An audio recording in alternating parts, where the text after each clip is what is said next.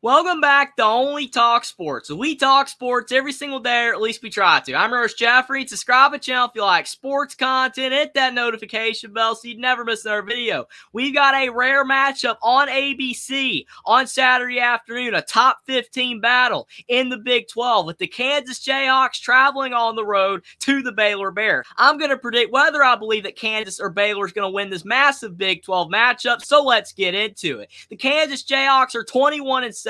And they're 9-6 in the Big 12. And for Bill Self standards, that's actually not that great because Bill Self always has Kansas at the top of the Big 12 most of the time. But this year, they are currently 3 games back of the Houston Cougars for the Big 12 lead. So is Baylor as well at 20-8, 9-6 in the Big 12. So neither team is going to have a shot to really be able to win the Big 12 this season. But that's because of the fact that Kansas has had some injury issues this season, and Baylor has as well to a lesser extent. But Kansas has been without Kevin McCullough for several games lately, and they have not been the same team with him not out there on the floor because he does so much for the Kansas Jayhawks squad. Besides scoring the basketball, he's also one of the best defenders in college basketball. He's a great rebounder, a very solid passer as well, and Kansas has been trying to adapt without him on the floor, and that's been tough because the Jayhawks do not have the deepest team in the world. The Baylor Bears, they have not had Langston Love recently. He's missed several games, and he's one of their better guards, so that's been very tough for them. Obviously, Langston Love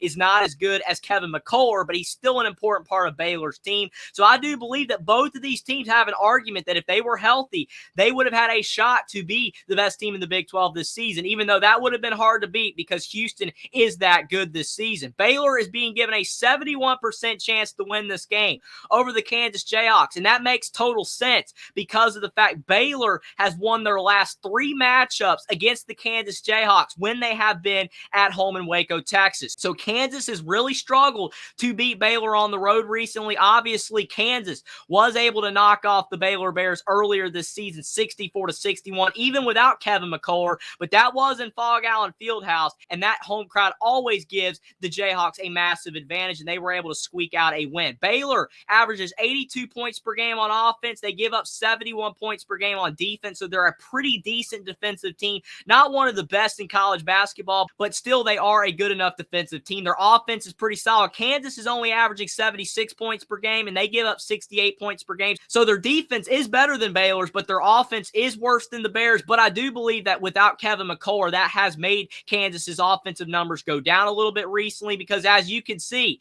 in the last few games that the Kansas Jayhawks have played, they only put up 64 against Baylor. They only put up 50 in a loss to Texas Tech. They put up 67 against Oklahoma. They only put up 68 against BYU. Their best performance recently is when they put up 86 points in the win over Texas, whereas Baylor, they've won 3 of their last 5 games just like Kansas, but they lost at BYU. Langston Love did not play too much in that game. They lost to Houston at home in overtime. Even though they didn't have Langston Love, the Bears were so close to knocking off Houston, but they could not get it done. Then they were able to knock off TCU on the road to get back on track. So Baylor and Kansas still playing solid basketball without being 100% healthy, but still they have gone through adversity this season. And when you look at Kansas, Kevin McCullough, we do not know if he's going to be able to play in this game against Baylor. And if he is not able to play, that significantly lowers the chances that Kansas is going to have of being able to win this game. They already have not won at Baylor the last 3 times that they have played in Waco. But if Kansas doesn't have their best all-around player on the floor either, I have a hard time seeing Kansas being able to go on the road and get this win. But he's averaging 19 points per game, 6 boards, and 4 assists, shooting 35% from 3 and 80% at the free throw line. He is such an important player for what Kansas tries to do on offense, and that is definitely going to be something to monitor to see if he will be able to play in this game or not. Hunter Dickinson is averaging 18 points per game and 11 boards.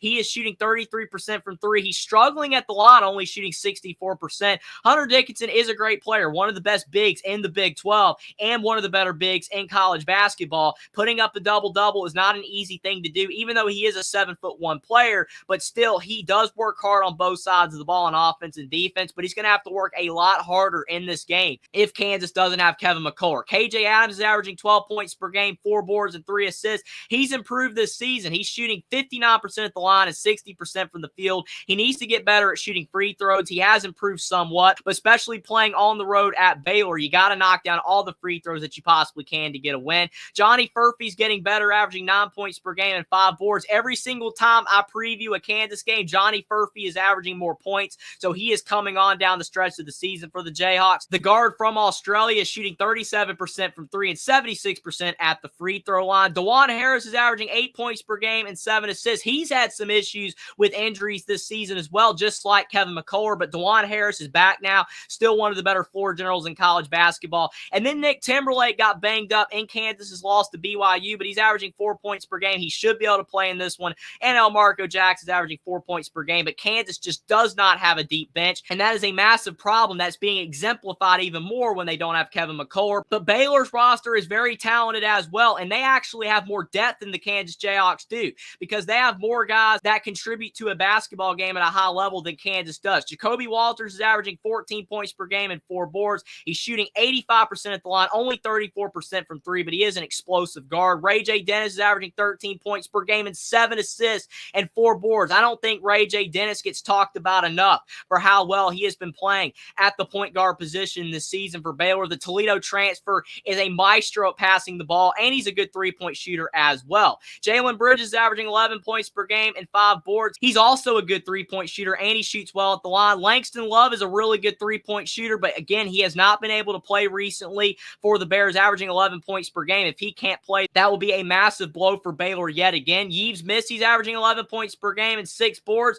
He's a guy that does not shoot threes, and he also struggles at the line, kind of like KJ Adams, but he shoots a great percentage from the field because most of his points come from inside. And then you have Jaden Nunn as well, averaging 11 points per game, and then they have a few guys off the bench that contribute as well. Myro Little was a very talented guard coming from Finland, but he hasn't scored that much this year, but he has a lot of potential. Looking at the bracketology, Kansas is a 2 seed, Baylor is a 3 seed, so both these teams are still in great shape for the NCAA tournament. The Jayhawks have never been worse than a 4 seed during Bill Self's tenure as head coach, so even though Kansas has had adversity with injuries this season, it still looks like the Jayhawks are going to keep that streak alive. And Scott Drew's squad, he's been such a consistent coach for the Baylor Bears after rising them up from the ashes 20 years ago, and in the last 10 years, Baylor has been one of the best teams in the Big 12. But who do I believe is going to win this game? It makes it tough to predict because we don't know if Kevin McCullough or Langston Love is going to play for either of these teams. I do think it is more likely Kevin McCullough plays for Kansas than it is for Langston Love to play for Baylor, but I do think that even if Langston Love can't play for Baylor, the Bears still have a better chance to win this game than the Kansas Jayhawks do, even if they have Kevin McCullough. If Kevin McCullough can play for Kansas, that increases their chances, but Kansas has not won at Baylor in the last 3 tries. Baylor has such a great home environment. Scott Drew has built up that program. He's got a very talented team, a very deep team. Even the guys off the bench that don't score that much contribute at a high level to winning. Kansas's bench, like Nick Timberlake, Elmarko Jackson, they're going to have to step up in this game if Kevin McCullough can't play, because you can't expect Hunter Dickinson, Dajuan Harris, Johnny Furphy, and KJ Adams to do it all. It's going to be very tough for those guys to stay composed on the road. Kansas has been going through some adversity lately with the injuries that they've had, and it has rattled their team somewhat, like Bill Self has said. I think Kansas is going to respond hard in this game, especially if Kevin McCullough can play, but I'm going to go with the Baylor Bears to beat the Kansas Jayhawks for the 4th straight time at home with a 73-68 win. This should be one of the best games in college basketball on Saturday. I think this game is going to be a hotly contested one. It's going to go down to the wire. This game being on ABC is going to give a lot of people a chance to watch this game as well, so there should be a lot of eyeballs on it. Both teams are in great shape to get a protected seed in the NCAA tournament, and a win in this game will definitely increase the likelihood of that happening. But I do believe that the way Baylor's roster is built, it gives them a better chance to continue to win games even without Langston Love, where I feel like Kansas just does not have enough depth without Kevin McCullough, and even if Kevin McCullough plays, he's probably not going to be 100%, and I feel like Baylor's home crowd is going to be enough to get the Bears a win against the Kansas Jayhawks. But let me know what you guys think in the comment section down below, whether you think that the Jayhawks can't sweep the Baylor Bears, and that even though Kansas is going through some injury issues, they will be able to go to Waco, Texas and get their first win down there in years, or whether you believe that Baylor can defend their home floor, knock off the Kansas Jayhawks for the 4th straight time at home. Subscribe to the channel if you like sports content. Like this video down below. Follow me on Twitter as well. Link is in the description, and I'll see you next time.